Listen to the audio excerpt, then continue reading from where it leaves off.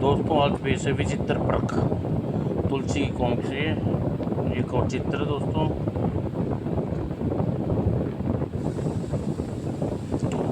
देवल राज्य का राजा महीपत के रूपमाला और जयमाला नाम की जुड़वा पुत्रियां थी। महारानी अपनी बेटियों अब युवा हो चुकी हैं। हाँ महाराज, अब उनके विवाह की चिंता करनी चाहिए। तुमने ठीक कह रही हो महारानी, हम अपनी पुत्रियों के लिए योग्य वर मिलेंगे तभी उनका विवाह करेंगे। हमारी पुत्रियां राजकुमारी हैं, उनके लिए भला योग्य वर की क्या कमी है। आसपास के राज्यों राजकुमारों को जरा दृष्टि तो घुमाइए। राजकुमारियों के विवाह की समस्याएं चुटकियों में हल हो जाएगी। महारानी सुगंधा, हम अपनी पुत्रियों का विवाह किसी राजकुमार से नहीं अपितु किसी बुद्धिमान और योग्य व्यक्ति से करेंगे। महाराज, आपके तो सोच ही ढंग निराला है। भला राजवंश की कन्याएं का साधारण वंश में ब्याही जा सकती हैं क्या? क्यों नहीं ब्याही जा सकती? राजकुमारी के लिए वर चुनने समय हम राजवंशों को नहीं भी योग्य बुद्धिमान प्राथमिकता दूंगा। और देवयोग ने उसी दिन राजा महीपत ने गुरु श्रीवाम देव राजमहल पधारे। त्रिदेव को उचित आदर संस्कार पाने के पश्चात गुरुदेव, आप अच्छे समय पर पधारे हैं। आप मेरी समस्या को हल कर दीजिए। कहो महापत, क्या तुम्हारी समस्या? गुरुदेव, मेरी दोनों पुत्रियां पूर्णतः युवा हो गई हैं। उनके लिए विवाह योग्य विवाह के विषय में चिंतित हूँ। इसमें चिंता होने की क्या बात है? जैसे अन्य राजकुमारियों के लिए स्वयंवर होते हैं आए हैं, वैसे तुम भी अपनी पुत्री के लिए स्वयंवर आयोजित कर डालो। इसमें आसपास के सभी राजकुमार को आमंत्रण करो। गुरुदेव, मैं अपनी पुत्रियों का विवाह राजकुमारों के साथ नहीं अपितु किसी योग्य बुद्धिमान युवकों के साथ करना चाहता हूँ। ओह, यह बात है। गुरुदेव, आप ज्ञानी हैं, आप इस कार्य में मेरी सहायता कीजिए। कैसे बुद्धिमान योग्य वरों की तलाश की जाए? इसमें इतना परेशान होने की क्या आवश्यकता है महापति? हम कल ही तुम्हारे लिए 7 योग्य वरों की खोज में निकल पड़ेंगे, जैसा आप ठीक समझे गुरुदेव। अगले दिन ऋषि वामदेव और राजा महापति महल से निकल पड़े। दोपहर की होते होते वे खेत के समीप पहुंचे। उफ, कितनी तेज गर्मी है गुरुदेव, क्यों न गर्मी में गर्म पिघल जा रहा है। और दोनों सुस्ताने के लिए रथ से उतरकर एक पेड़ के नीचे बैठ गए। लगता है गुरुदेव ध्यान में लीन हो गई है। और कुछ देर बाद जब वामदेव ने आंखें खोली, महीपत, तुम्हारी एक पुत्री के लिए तो वर मिल गया, कहाँ है वह किसान? हाँ महीपत, वह किसान अत्यंत बुद्धिमान है। उसके साथ ही तुम्हारी पुत्री रूपमाला का विवाह होना है। गुरुदेव, क्या सचमुच यह किसान बुद्धिमान है? हाँ महीपत, यह चाहो तो अपनी संतुष्टि के लिए इससे बुद्धि परीक्षण ले सकते हो। हल चलाता हुआ किसान जब उसके समीप गुजरा। क्या नाम है तुम्हारा? मेरा नाम कृपाल है महाराज। कड़ी धूप पड़ रही है, तुम सारे के सारे पसीने से लथपथ हो रहे हो, फिर ऐसी दोपहरी में हल क्यों चला रहे हो? महाराज, हल ना चलाऊं तो क्या खाऊंगा और जीवन का निर्वाह कैसे चलेगा? अच्छा ये बताओ कि हल चलाकर प्रतिदिन कितनी कमाई कर लेते हो? यही कोई चाराने प्रतिदिन की। और तुम अपनी आय में कितना खर्च करते हो कृपाल? महाराज, एक आने में से खाता हूँ, दूसरा आना ऋण पर देता हूँ, तीसरे आने का ऋण चुकाता हूँ, चौथा आना कुएं में डाल देता हूँ। कृपाल, तुम्हारी बात का मतलब हमारी समझ में नहीं आया। साफ साफ बताओ, तुम प्रतिदिन अपनी आय 4 आने कैसे खर्च करते हो? महाराज, 1 आने का अपना और अपनी पत्नी का पालन पोषण करता हूँ। क्या तुम विवाहित हो? हाँ महाराज, मेरे 2 बच्चे हैं। महिपत आश्चर्य में पड़ गई। तुम्हारी दुविधा के बारे में मैं निपटाता हूँ। इस समय तुम कुलांग की बातें ध्यानपूर्वक सुनो। ओह महाराज, मैंने आपसे कहा कि मैं 1 आने में अपनी पत्नी का भरण पोषण करता हूँ, दूसरा आना अपने बाल बच्चों पर खर्च करता हूँ। यह बाल बच्चे का एक तरह से ऋण होता है, क्योंकि वह जब बड़े होंगे तो स्वयं बूढ़ा हो जाऊंगा, निर्बल हो जाऊंगा और मेरी देख रेख करके मेरे ऋण को चुकाएंगे। तीसरा आना मैं अपनी वृद्ध माता पिता पर खर्च करता हूँ। मेरे माता पिता का मुझ पर ऋण है, मैं तीसरे आने उन पर खर्च कर ऋण चुकाता हूँ। चौथा आना मैं दान पुण्य में खर्च करता हूँ, बदले में मैं किसी को फल की आशा अपने मन में नहीं रखता। इसलिए मेरे कहना है कि चौथा आना मैं कुएं में डालता हूँ। कृपाल, तुम्हारी बुद्धिमानता भरी बातें सुनकर हम प्रसन्न हुए। महाराज, मैं किस योग्य हूँ ये आप व्यर्थ में मेरी प्रशंसा कर रहे हैं? यह तुम्हारी विमर्शता है कृपाल। देखो कृपाल, हम तुम्हारे राजा महापत गुरुमान देव हैं। हम तुम्हारा एक वचन लेना चाहते हैं। कैसा वचन गुरुदेव? तुम इसी समय यह प्रतिज्ञा करो कि जब तक तुम 100 बार राजा महिपाल के मुंह न देख लोगे, तब तक 4 आने का रहस्य और किसी को सम्मुख प्रकट न करोगे। ठीक है गुरुदेव, मैं इसी समय ये बात की प्रतिज्ञा करता हूँ। आओ महिपत, अब हम यहाँ से चलिए गुरुदेव। महिपत कृपाल के गूढ़ बातें सुनकर उसकी बुद्धि पर यकीन हो गया। हाँ गुरुदेव, कृपाल निश्चित ही अत्यंत बुद्धिमान है। मेरे गांव में एक मेरी समझ में नहीं आ रही कृपाल पहले से ही विवाह है। यह जानते हुए भी आपने यह क्यों कहा कि राजकुमार रूपमाला के लिए सुयोग वर्ग है? एक विवाहित व बाल बच्चेदार व्यक्ति साथ में राजकुमारी का रूपमाला का विवाह कैसे किया जा सकता है? गुरुदेव, तुम्हारा कहना ठीक है माई, पर अब मैं जो बताने जा रहा हूँ वह ध्यान से सुनो। आज से 5वें दिन कृपाल की पत्नी और बच्ची के साथ बैलगाड़ी में बैठकर अपने ससुराल पीरागढ़ी जाएगा। राह में जब उसकी बैलगाड़ी उफनती वेग नदी में ऊपर से गुजरेगी तो पुल टूट जाएगा और हाँ महापत, जिससे परिणाम स्वरूप कृपाल अपने परिवार के साथ बैलगाड़ी समेत नदी में गिर जाएगा और फिर उस दुर्घटना में महिपाल बच जाएगा, पर उसकी पत्नी और बच्चे जीवित नहीं बचेंगे। ओह, यह तो बहुत बुरा होगा कृपाल के साथ। जल्दी दोनों रथ में यात्रा वहाँ से चले गए। गुरुदेव, क्यों ना हम वापस चलकर कृपाल से होने वाली दुर्घटना के बारे में बता दें। वह 5 दिन बाद पीरागढ़ी जाएगा और वह दुर्घटना घटेगी। महिपाल होने को न तो तुम टाल सकते हो न मैं, इसलिए कृपाल के पास वापस जाना बेकार है। इसलिए उसके साथ जो दुर्घटना होगी वह हर हाल में घटकर रहेगी। वो बेचारा कृपाल।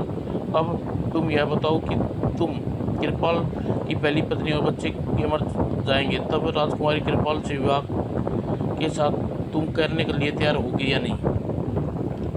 उस अवस्था में राजकुमारी रूपमाला का विवाह कृपाल के साथ किया जा सकता है गुरुदेव। राजमहल में पहुंचने पर गुरुदेव, एक पुत्री का वर का चुनाव हो गया है, अब दूसरी पुत्री के वर का चुनाव कैसे करें?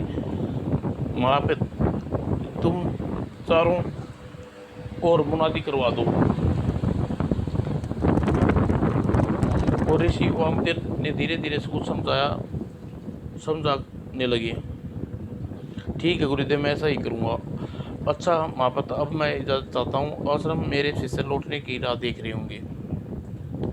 गुरुदेव, आपने एक प्रार्थना है कि जब तक दूसरी राजकुमारी का जयमाला का वर चुनाव ना हो जाता तब तक आप यहीं ठहरिए।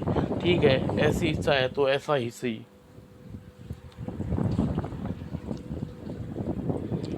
सुनो अगले दिन। सुनो भाइयों, देवल राजा देवल कृपाल ने एक किसान रहता था। वह अपने अत्यंत बुद्धिमान, वह प्रतिदिन 4 आने कमाता था। एक आना समय पर खाता था और एक आना का ऋण देता था, एक आना चुकाता था और एक आना कुएं में डाल देता था। जो कोई उसके खाते चुकाते ऋण को कुएं में डालने का अर्थ और उसके मुंह से उगलवाने में सफल होगा, उसे राजकुमारी जयमाला का विवाह कर दिया जाएगा। यह महाराज का आदेश है। इस मुनादी को सुनकर किसान कृपाल के पास पहुंचे। इस मुनादी को सुनकर किसान कृपाल के पास पहुंचे और जो पहला व्यक्ति था उसका नाम केशव था। कृपाल भाई, यदि तुम मुझे अपने 4 आने का इस्तेमाल करने का रहस्य बता दो तो तुम्हारे आजीवन आभारी रहूँगा। ओह, तो रहस्य जानने के लिए राजकुमारी जयमाला से विवाह करना चाहता है? हाँ, यदि तुम्हारी कृपा हो जाए तो। क्षमा करना केशव, मैं यदि अपने वचन दिया है और इस विषय में किसी को कुछ नहीं बता सकता। ओह, और उसके बाद कृपाल के पास आकर उसकी आय की और आने का रहस्य जानने के लिए युवकों की भीड़ आरंभ हो गई। मुझे क्षमा करना भाइयों, मैं किसी को वचन दिया है, जब तक महाराज अधिपति मुंह से 100 बार न देख लूँगा तब तक मैं भेद नहीं खोलूँगा।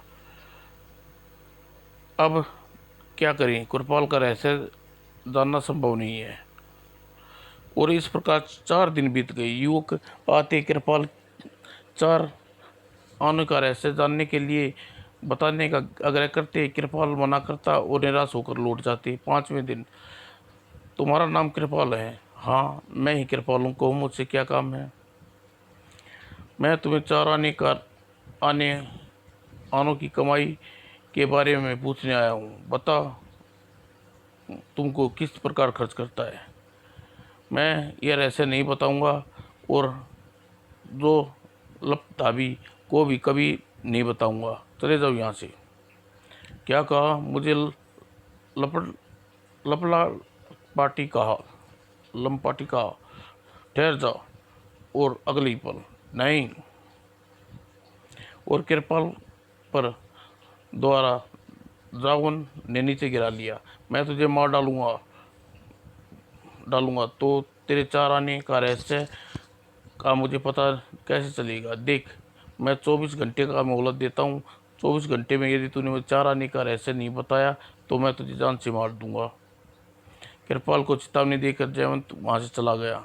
जावत और अजी सुनिए, आपने 4 आने के बारे में जो जंकारा खड़ा कर दिया। यदि हम यहाँ रहे तो 24 घंटे के बाद जाकर जावन निश्चय ही हित कर देगा।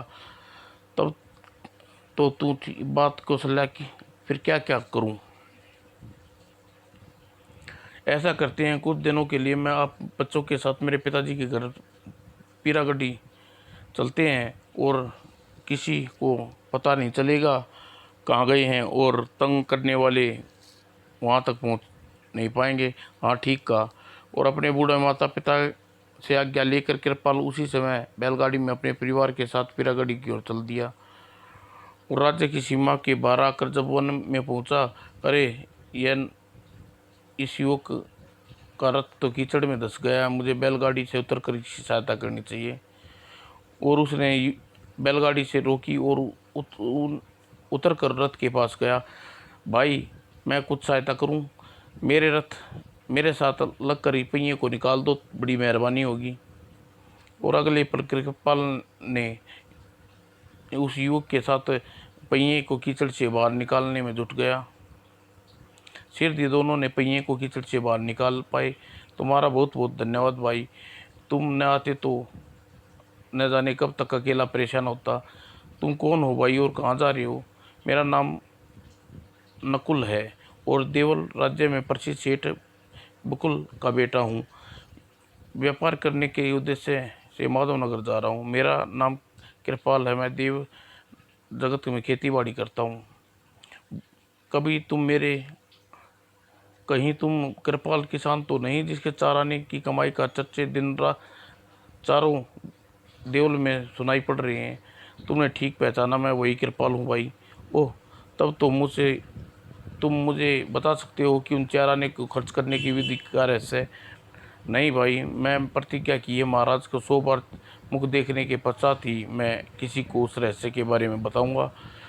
और 100 बार महाराज का मुंह देखने की प्रति प्रतिक्रिया वर्षों में पूरी होगी। यही मैं तुम्हें इस स्थान पर तुम्हें 100 बार राजा महादेव का मुंह दिखा दूं तो तब तो मैं अपना रहस्य तुम्हें बता दूंगा। लेकिन तुम यहाँ इस 100 बार महाराज का मुंह किस प्रकार दिखा सकते हो भला? नकुल ने उसकी बात का कोई जवाब न दिया और रथ में रखी स्वर्ण मुद्राएं की थैली उठा लाया और तत्पश्चात उसने एक थैली खोलकर उसमें रखा एक स्वर्ण मुद्रा बाहर निकाली। यह मुद्रा किसका चित्र है? अंकित है कृपाल, महाराज कपिल का, महाराज मापित का। और नकुल दूसरी मुद्रा पर की निकाली। यह इस पर भी महाराज का चित्र अंकित है। और एक एक करके नकुल को 100 मुद्राएं कृपाल को दिखाकर पश्चात, कृपाल, इन स्वर्ण मुद्राओं में महाराज की मूर्ति अंकित थी। इसके देखकर कृपाल का 100 बार मुंह देखने की प्रतिज्ञा पूरी हो गई। अब भी रहस्य न बताओगे? नकुल, तुम सचमुच बहुत बुद्धिमान हो। जिस बुद्धिमान के साथ तुमने मेरी प्रतिज्ञा पूरी की है कोई बिरला ही कर सकता है। तुम्हें 4 आने खर्च करने का रहस्य के बारे में बताऊंगा। और कृपाल ने अपने 4 आने का भेद नकुल के सम्मुख पर इसी प्रकार दोहराया जिस प्रकार उसने स्वयं राजा महापित और वामदेव से को कहा था। धन्यवाद कृपाल, अब मुझे आज्ञा दो, मैं सिर्फ देवल जाना चाहता हूँ। देवल के लिए तो महाद्वार क्यों जा रहे होते? व्यापार के बाद में भी हो जाता रहेगा। पहले देवल जाकर महाराज के तुम्हारे 4 आने का रहस्य बताऊं। ओह, राजकुमारी जयमाला से विवाह करने की इतनी जल्दबाजी है? उतावला, कुछ भी समझ लो मित्र। और कृपाल से विदा लेकर नकुल रथ में बैठा और वाण देवल की ओर चल दिया। स्वामी, चलिए स्वामी, हम पिरा गाड़ी की ओर बढ़े। हाँ हाँ, जैसे भी। और कृपाल अपनी बैलगाड़ी से आगे बढ़ा आंख दी और लंबा सफर तय करने के बाद नदी के पास पहुंचे। ओह, उफनती नदी में पानी का पुल से पार जाना बह रहा है। ओह, यहाँ तक तो आ गए हैं, नदी हर हालत में पार करनी होगा। और यह कह कृपाल बैलगाड़ी को पानी के पुल में बढ़ा दी। बैलगाड़ी पुल अभी पहुंची ही थी कि अरे यह क्या! ओह, लगता है लकड़ी का पुल टूट गया। और अगले ही पल, आह बचाओ! और पलक झपकते ही केसल्ला और दोनों बच्चे उफनती नदी की गोद में समा गए। ओह, क्या हुआ? वाह, ये क्या हुआ? दोस्तों, इससे आगे की आपको बाद में प्रस्तुत करूँगा।